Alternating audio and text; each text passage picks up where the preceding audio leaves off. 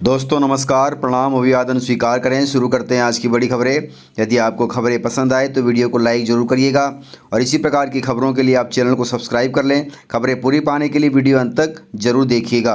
तो चलिए देखते हैं सारी खबरें विस्तार से। मध्य प्रदेश कांग्रेस में हलचल तेज हो गई है। अरुण यादव कांग्रेस पार्टी छोड़ सकते हैं, सामने आया है बड़ा बयान।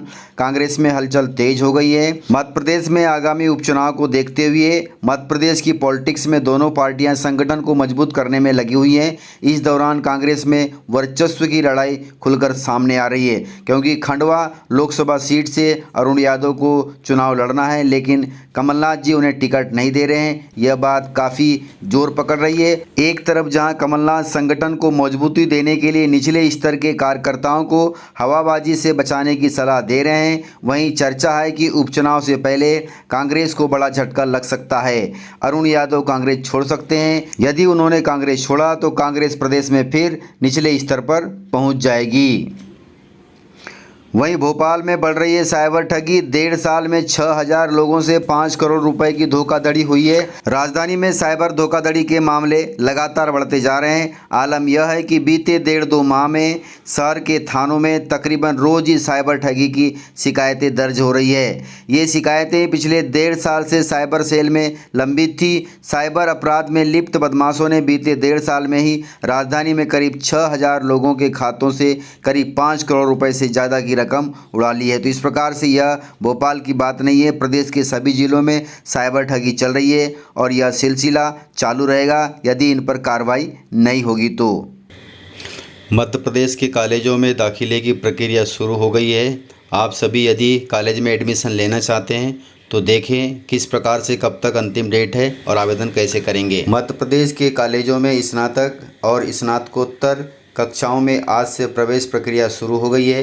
बीएड कॉलेज में प्रवेश के लिए पंजीयन शुरू हो गए हैं। उच्च शिक्षा विभाग ने प्रदेश के 1450 निजी और सरकारी कॉलेजों के आगामी सत्र 2021-22 की गाइडलाइन पहले ही जारी कर दी है। यूजी में प्रवेश के लिए पंजीयन की तारीख 12 अगस्त रहेगी। 12 अगस्त तक आप अपना दाखिला ले सकते हैं और कॉलेज में अपनी पढ़ाई शुरू कर सकते हैं। मानसून को लेकर मौसम विभाग ने बड़ी जानकारी दी है। मौसम विभाग ने जारी किया है रेड और ऑरेंज अलर्ट। प्रदेश के नीमच, मंदसौर, ग्वालियर व चंबल संभाग के जिलों में अतिवृष्टि, बिजली गिरने की संभावना के साथ मौसम विभाग ने रेड अलर्ट जारी किया है। वहीं रीवा, सागर, भोपाल, आगरमालवा, शाजापुर जिलों में भारी वर्षा की चेतावनी के साथ ऑरेंज अलर्ट जारी किया गया है। तो इस प्रकार से ये अलर्ट हैं। आप सभी सावधान रहिएगा, सतर्क रहिएगा, ताकि आपको किसी प्रकार की कोई दिक्कत न हो। उपलब्ध इस देश में आज करी जा रही है। ये उनका संकल्प है कि भारत आगे बढ़ेगा। जैसे महात्मा गांधी जी ने कहा था कि भारत का असली नागरिक गांव में रहता है, और हमारे प्रधानमंत्री जी का भी वही संकल्प है कि जो सुविधाएं शहरी व्यक्ति को मिलता है वही सुविधाएं हमारे ग्रामीण अंचल के निवासियों को भी मिले। उनकी सोच और विचारधारा है कि सबका साथ और सबका विकास, और हवाई सेवा उसी सोच विचारधारा के साथ जुड़ी हुई है। यात्रा का प्रजातंत्रीकरण, यात्रा का लोकतंत्रीकरण अगर किसी सरकार के समय में हुआ है तो वो आदरणीय नरेंद्र मोदी जी प्रधानमंत्री जी की सरकार में हुआ है। और ये सारी चीजें सभापति महोदय जुड़ी हुई है एक ही सोच और विचारधारा के साथ, और वो सोच विचारधारा है एक आत्मनिर्भर भारत का। भारत सक्षम बने तो भारतीयों के लिए बने, और जब भारत भारतीयों के लिए सक्षम बनेगा, जब भारत आत्मनिर्भर बनेगा, तो विश्व पटल पर उभरने की पूरी क्षमता हमारा भारत सदैव रखेगा। तो यही सोच के साथ जहां एक तरफ आम जनता के लिए सुविधा, दूसरी तरफ सबका साथ और सबका विश्वास और सबका विकास, तीसरी तरफ एक आत्मनिर्भर भारत की सोच और विचारधारा। और आप सोचिए सभापति महोदय कि इस चुनौती के समय में जब कोरोना का महामारी है, और उस कोरोना के महामारी में भी संवाद के बदले में नारेबाजी हो रही है। इस संवाद के बदले में नारेबाजी के माहौल में हमारी सरकार प्रतिबद्ध है कि नारे जितने भी लगे, हम देश के लिए संकल्पित हैं, हम किसान के लिए संकल्पित हैं, हम गरीब के लिए संकल्पित हैं और देश के विकास के लिए संकल्पित हैं। और इस वातावरण में कोरोना का वातावरण लेकिन संवाद नहीं चाहते, कोरोना का वातावरण लेकिन चर्चा नहीं चाहते। कोरोना का वातावरण हमारे प्रधानमंत्री और हमारे सरकार ने निश्चय लिया है कि चुनौती को भी हम अवसर में बदलेंगे और गरीबों और किसानों और आम जनता तक हम हर सुविधा पहुंचाने के लिए कोशिश करेंगे। एक दो उदाहरण मैं आपको देना चाहता हूं सभापति महोदय कि इस योजना उड़ान का लाभ कैसे हमारे आम जनता को मिला है। एक शहर है बिहार में, उस शहर का नाम है दरभंगा। उस दरभंगा में स्वतंत्रता के समय में एक हवाई पट्टी बनी थी और एक निजी एयरलाइन दरभंगा एविएशन 1950 से 1962 तक वहां चलती थी। उसके बाद दरभंगा नागर विमानन नक्शे से मिट गया, कोई सुविधा वहां नहीं मिलती थी। सबसे पास वाला एयरपोर्ट हवाई अड्डा पटना था जो 5 घंटे दूरी पे थी। 9 नवंबर 2020 को पहली फ्लाइट दिल्ली से दरभंगा पहुंची। केवल दरभंगा के वासियों के लिए नहीं, लेकिन दरभंगा के आसपास 14 जिलों के वासियों में एक हर्ष और उल्लास का वातावरण तैनात हुआ। और 1.5 सालों में सभापति महोदय जिस दरभंगा में एक फ्लाइट भी नहीं आता था, जिस दरभंगा को सिविल एविएशन के नक्शे से उजाड़ दिया था, अब 1.5 साल में 110 प्लेन के मूवमेंट्स है दरभंगा से पूरे देश के इर्द गिर्द। और 1.5 लाख यात्रियों को दरभंगा से नवंबर 2020 से मार्च 2021 तक देश के कोने कोने में इस उड़ान योजना ने पहुंचाया है। और ऐसी कहानियां दुर्लभ हैं सभापति महोदय।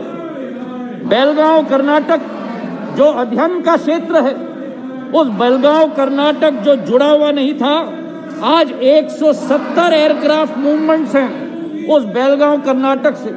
2.5 लाख यात्रियों का आवागमन हुआ है।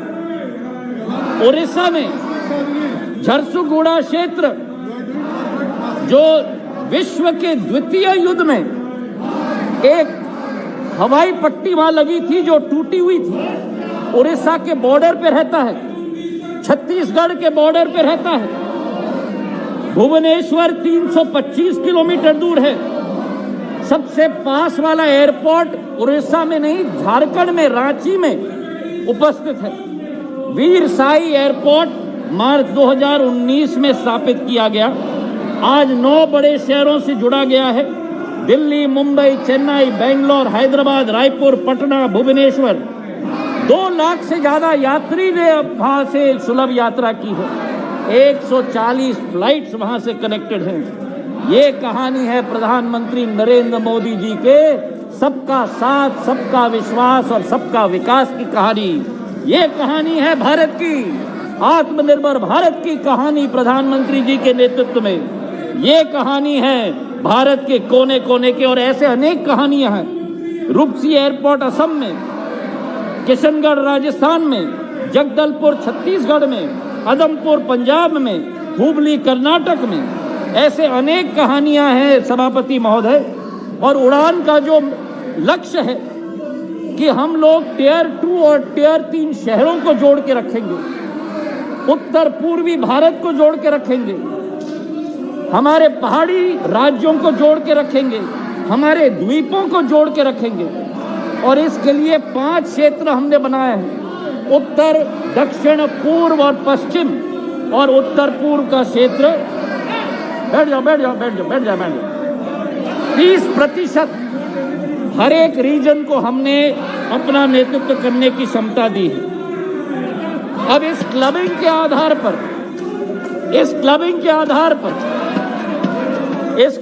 आधार पर सभापति महोदय बहुत सारे लाभ इस क्षेत्र को मिलेंगे। जहां एक तरफ एयरपोर्ट्स अथॉरिटी ऑफ इंडिया, भारतीय विमानतरण प्राधिकरण के द्वारा एक नया महत्व दिया जाएगा छोटे छोटे शहरों के लिए। शॉर्ट क्यों रखे भाई, उनको अपना काम करने दो, हम अपना काम करेंगे। पूरे देश को सुनना चाहिए कि प्रधानमंत्री जी के नेतृत्व में क्या किया जा रहा है, और पूरे देश को इनका व्यवहार भी सुनना चाहिए कि जहां आम आदमी के लिए कार्य किया जा रहा है, ये क्या कर रहे हैं।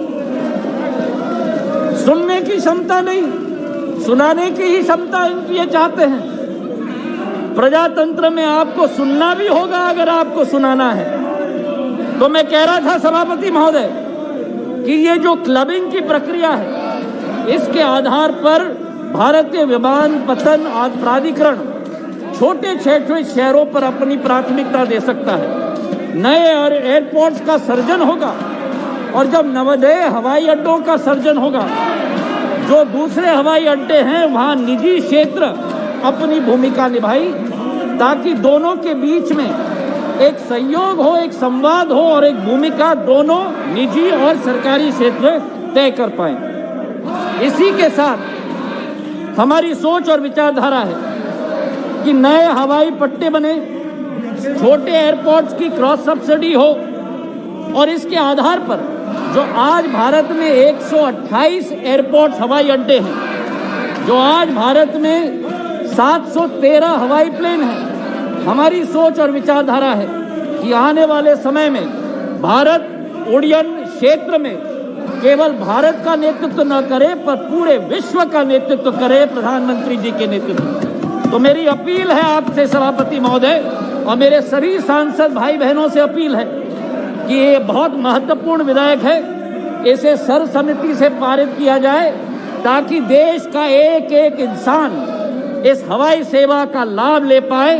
इन्हीं शब्दों के साथ आपका बहुत बहुत धन्यवाद।